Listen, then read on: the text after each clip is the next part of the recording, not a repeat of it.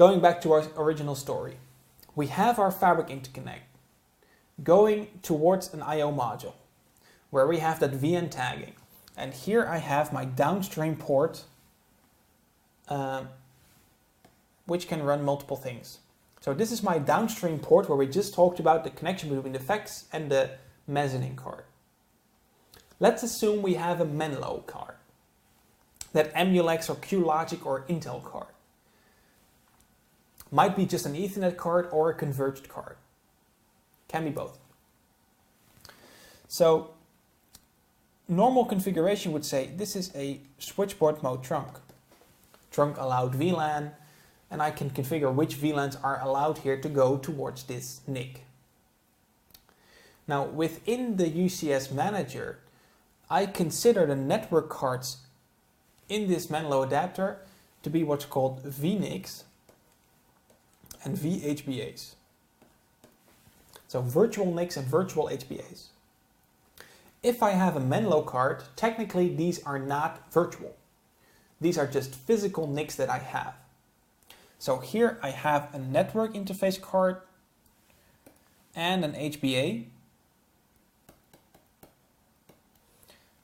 going up to my Fabric Interconnect. So Fabric Interconnect A receives Ethernet traffic and it receives fiber channel over Ethernet traffic. No special thing, this is the FCOE traffic is just another VLAN on my Ethernet link. So if I look at fiber channel over Ethernet, fiber channel over Ethernet can be seen as a tunnel across Ethernet. So it's like a GRE tunnel running on top of Ethernet. So I encapsulate my fiber channel data packet into an Ethernet frame with a .1q header. And I tunnel that towards the first hop and there I decapsulate it again. So my fiber channel connection runs from the FI towards the HBA. And the transport in between is here, it's a trunk link, so a VLAN on the trunk. And of course, the VLAN that I use for the FCOE connection, I cannot reuse that VLAN, that same VLAN number for data traffic. So that VLAN that's going across the same link, the same trunk link. And here it's using that VN tagging to separate traffic coming from this downstream or client interface. So I have a physical NIC and a physical HBA going upwards to my FI. And here the traffic is processed just as we talked about from client to server. And of course I have this twice. So the Menlo card has a NIC and an HBA going to Fabric Interconnect A, and it has a NIC and a VHBA going to Fabric Interconnect B. And as I said before, these are called VNICs and VHBAs. So if you take a look at the spec sheet of the Menlo cards, they say we support 2 VNICs and 2 VHBAs. But technically this is not virtual. It just means I have 2 physical uplinks, so 2 of these trunks going to my FEXs, and on that trunk I have an FCOE connection and I have an Ethernet packet in multiple VLANs. This is my Menlo card. Physical ports, or yeah, it's not physical, they're just, I have 2 10 gig connections, one going to FIA, one going to FIB across the I/O module. What I want you to understand is, between the FI and the I/O module, I'm running VN tags, like we talked about. And between the I/O module and the Menlo card, I'm just using 802.1q, VLAN tagged packets. Just a normal trunk link from the I/O module going to the blade. Because this is different on the Palo card. The Menlo card, the Emulex, QLogics are supporting 2 VNICs and 2 VHBAs. Because they're physical links. Trunk links. Supporting just 4,000 VLANs. Now, this whole idea changes again when I have the Palo card. So we talked about the Menlo card. So that's the Menlo card. That's if you see that M71KR, you can only configure 2 NICs and 2 VHBAs. So they're not virtual, they're just NICs and HBAs. A converged network adapter. Because it says in the spec sheet I can do 2 VNICs. But try to get those two VNICs running across the same trunk link. You cannot do the same 4000 VLANs across the same link, right? It's not possible. 2 links, 1 VNIC per link, 1 VHBA per link.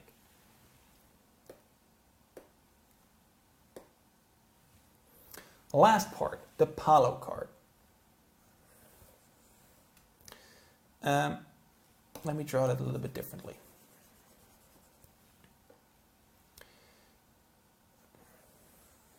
No, different. My Palo card. My Palo card, let's assume that we just have our M81KR Palo card. The most easy park card, or most easy, the first generation card. You can see either the M81KR or the VIC-1240 in your system. That's what you're going to see in the lab. So VIC-1240 and M81KR. M81KR is the first generation of Palo cards. Palo card is a Cisco card. So let's first draw it again with one I/O module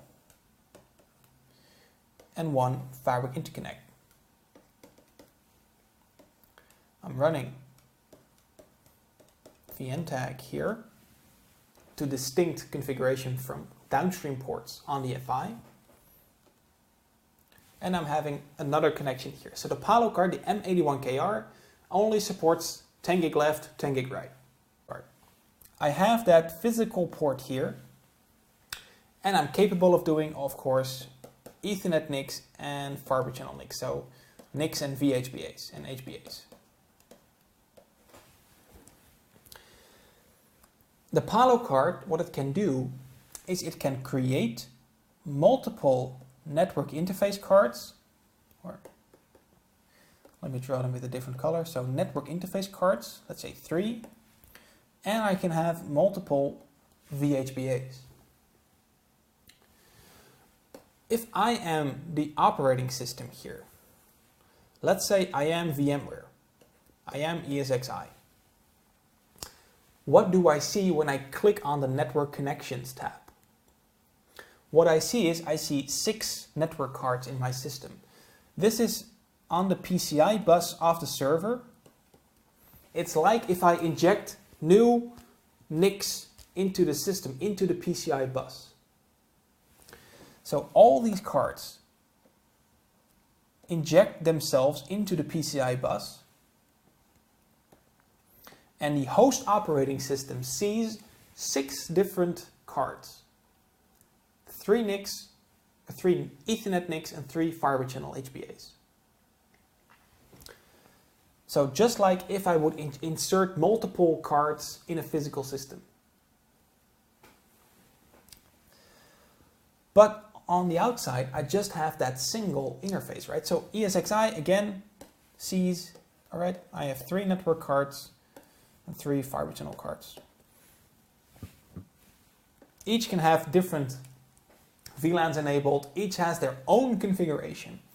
So when configuring this from the UCS manager, each of these NICs has its own configuration, its own VLAN configuration, its own quality of service configuration, its own everything. Same for the VHBAs. Like I said before in the fiber channel part, a VHBA going down from the fabric interconnect to a server always carries traffic in a single vSAN, because I cannot allow multiple vSANs going towards a single HBA. With this, I can create multiple fiber channel connections in the same server, and each of those fiber channel connections allows my traffic going towards a different vSAN. Because I'm not getting more bandwidth out of this. I do not get more bandwidth. All I get is more virtualization, more virtual cards. And you see this used quite a lot. So virtualizing your network cards. No additional bandwidth here, just additional configuration possibilities. There's a limitation on how much of these cards I can create, depending on the number of uplinks and depending on the hardware that I have. So the M81KR has a technical limitation of 256 VNICs or virtual cards. but the technical limitation is actually here in the amount of uplinks, depending on the fabric extender. So it's around 50 to 60-ish, but that's a lot of network interface cards in a single server, right? So that's a lot of cards. But how does it work? I still have that same 10 gig wire on the backplane. What I can do is I also want to be able to transport VLANs here. So I have my .1q frames coming in on all of these lines. So I cannot distinguish based on VLANs. What I do is I'm going to run another layer of VN tagging on that second link. So taking a look at my packet, I have my original Ethernet or IP header that comes from a VM. ESXi marks it with .1q, right? It's traffic for VLAN 201. Then if it arrives on the Palo card through the PCI bus, so this is all happening in the operating system. So the operating system sends it to its PCI adapter for assuming that it goes out on the network, but that's technically a Palo card. That Palo card adds a VN tag.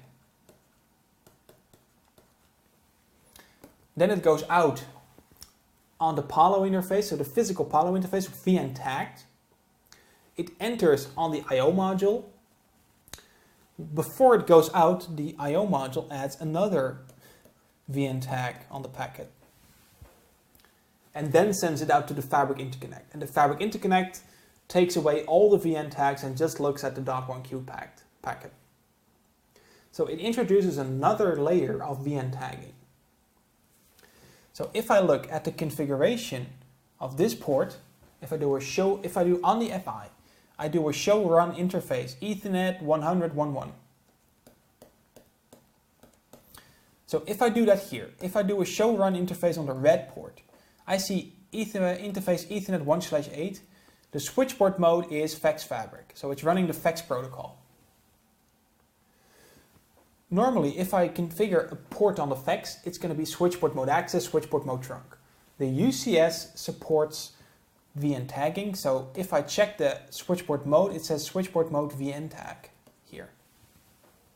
Accepting VN tagged packets on its link, and then adding another layer of VN tagging and then sending it out towards the FI. So another layer here. So like I said, all these red and blue adapters, all of these adapters have their configuration here on the Fabric Interconnect.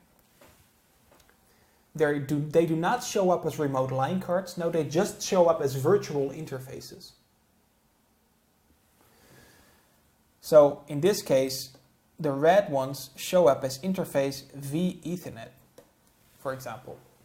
So it decapsulates, first it decapsulates the green VN tag, because that is in this case, if a packet comes into the Fabric Interconnect, this is how it arrives on the Fabric Interconnect. The Fabric Interconnect looks at the first VN tag.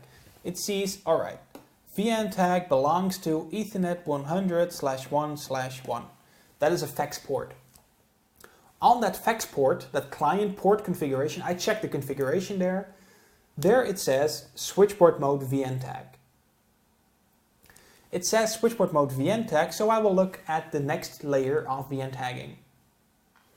In that VN tag it says I'm VN tag X 2015 that belongs to vEthernet 122. And then I check the configuration of vEthernet 122, and there I see my normal switchboard mode trunk. So I can check all the way into the server. All the way into the server, I can configure the ports that I advertise towards my operating system. This concept is known as adapter FEX.